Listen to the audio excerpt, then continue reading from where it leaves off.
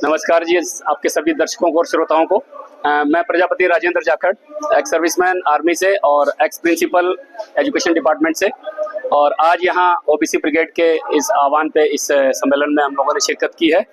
और जो हमारे मुद्दे हैं कि सरकारें जो है ना हमारे हक हकूकों पर डाका डाल रही हैं, ये एन प्रकरण, ये कुछ ना कुछ नया प्रकल्प करते रहते हैं जिससे हमारे बच्चों को नुकसान करते रहते हैं। ये सर्विसेज में आंकड़ों की बात है कि सर्विसेज में पूरा अधिकार जो है ना नहीं दिया जाता है।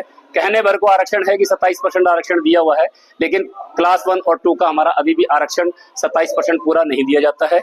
उसमें हरियाणा में कैटेगराइजेशन है ए और बी का, वो तत्कालीन हुड्डा सरकार में हुआ था, लेकिन अभी भी पूरा नहीं दिया जाता है। जब सर्विसेज के डिक्लेरेशन होती है, नोटिफिकेशन होता है, तो उसमें जो सीटों का जो आवंटन होता है उसमें ईडब्ल्यूएस को जो ना वो 10% आरक्षण है, लेकिन ईडब्ल्यूएस के आरक्षण में वो है कि जो 50% आरक्षण निर्धारित है जनरल का, एक प्रकार आरक्षण ही है, उस 50% की सीटों में से 10% ईडब्ल्यूएस को दिया जाएगा। लेकिन जब सीटों का नोटिफिकेशन होता है तो उसमें 50% में से 10% कट करके नहीं होता, वो पूरी 100% सीटों में से 10% अलग कर देते, जिसमें से हमारे पिछड़ा वर्ग के बच्चों का बहुत ही नुकसान होता है। और मेरिट में जो ईडब्ल्यूएस का आरक्षण है उसमें जो कट ऑफ कम होती है और ओबीसी की कट ऑफ ज्यादा होती है, तो उसका बच्चे को उसमें सामान्य कैटेगरी में नहीं लिया जाता, जबकि सुप्रीम कोर्ट का भी आदेश है कि मेरिट को जो है ना हमेशा ऑनर करना चाहिए और मेरिट जो है ना उसको आधार पर उनको दिया जाना चाहिए। जो बच्चा मेरिट में स्टैंड कर सकता है, irrespective of the quota in which to which he belongs, whether he is from SC और whether he is from OBC quota, he is supposed to be enlisted in general category when he secures good marks. तो ये merit का आधार जो है ना यहाँ पे हमारा काट दिया जाता है। हमारा सरकार से यही आह्वान है, जो सरकार के नुमाइंदे हैं, कि हमारा आरक्षण जो है ना 27% पूरा जो है ना वो दिया जाए और ईडब्ल्यूएस का आरक्षण 50% जनरल में से 10% काट करके दिया जाए और हमारा आरक्षण पूरा हो। हमारा ये। Thank you very much. सबसे पहले तो मैं आपको और आपके सभी दर्शकों को मेरी तरफ से राम राम। मैं करण सिंह रानोलिया, पूर्व चेयरमैन हरियाणा मिट्टी क्लब बोर्ड। आज हम ओबीसी ब्रिगेड के आह्वान पर आदरणीय राजेंद्र तंवर जी ने जो बैठक बुलाई है, खास करके बीसीए के लिए, और वो भी उस समय पर बुलाई है, इस वक्त ना कोई चुनाव है ना कुछ हो रहा है, परंतु जो मेन मुद्दा है, जब चुनाव आते हैं तो हर पार्टी बैकवर्ड क्लासेस ए को नारा दे करके हम इतनी टिकटें देंगे, हम ये देंगे, मतलब एक झूठे लालच दे करके बैकवर्ड क्लासेस ए के वोट ले लेती है, परंतु जब समय आता है टिकट बंटवारे का तो उसमें फिर वही हाल होता है। तो आज जो ये बैठक बुलाई है, इसका विशेष जो मुद्दा है कि हमारे समाज के लोगों को आज से हम जागृत करें कि आने वाले समय में वो राजनीतिक पार्टियों के बहकावे में ना आए और हमें जो अपने अधिकारों के प्रति जो वादा करेगा हम उसी पार्टी के साथ लगेंगे। इस प्रकार की आज एक मुहिम हम तैयार करेंगे कि आने वाला समय इस बैकवर्ड क्लासेस के लिए हो।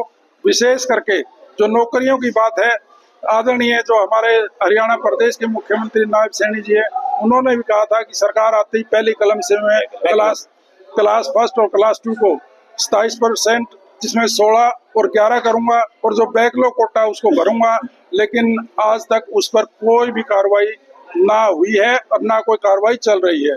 तो हम आज इस बैठक के माध्यम से सरकार को भी चेताएंगे कि या तो वो अपने वादे पूरे करे वरना कुर्सी खाली करे। धन्यवाद। सबसे पहले तो मैं आपके चैनल का धन्यवाद करता हूँ जो आपने मेरे को समझ लिया। मेरा नाम हरी सिंह सैनी, प्रशासनिक अधिकारी, रिटायर्ड हूँ मैं डीएचबी से, बिजली बोर्ड से, और दुबलहड़ी गांव का हूँ। मैं तो एक ही बात कहूँगा कि मेरे से पूर्व वक्ता ने अब जो कैटेगरी वाइज ओबीसी के बीसी के कोटे की बात करी है, मैं उसका समर्थन करता हूँ। और एक बात एक रह गई, उसके लिए मैं बोलना चाहता हूँ कि हाल ही में तत्कालीन सीएम साहब से भी हमने पहले रिक्वेस्ट करी थी कि पहले बीसी का कोटा प्रमोशन में भी होता था, लेकिन वो 94 में बंद कर दिया था।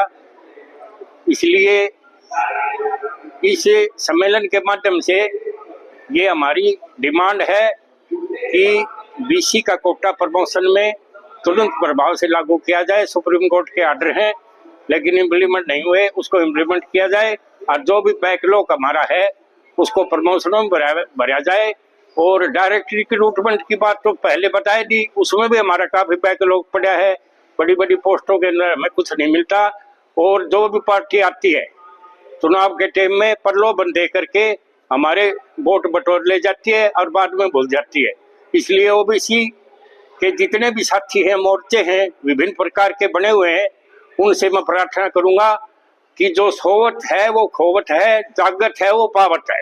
इसलिए भाइयों जागो और जागो, अपने अधिकार के लिए लड़ो, और अब आने वाले सब्सिक्वेंट इलेक्शन में जो भी कोई आए उससे इस प्रकार की डिमांड करो, और हमारा प्रतिनिधित्व जो एमएलए एमपी की सीट है उसके अंदर भी हमारा उस रेशो के हिसाब से होना चाहिए। इस तरह ही कह के मैं अपनी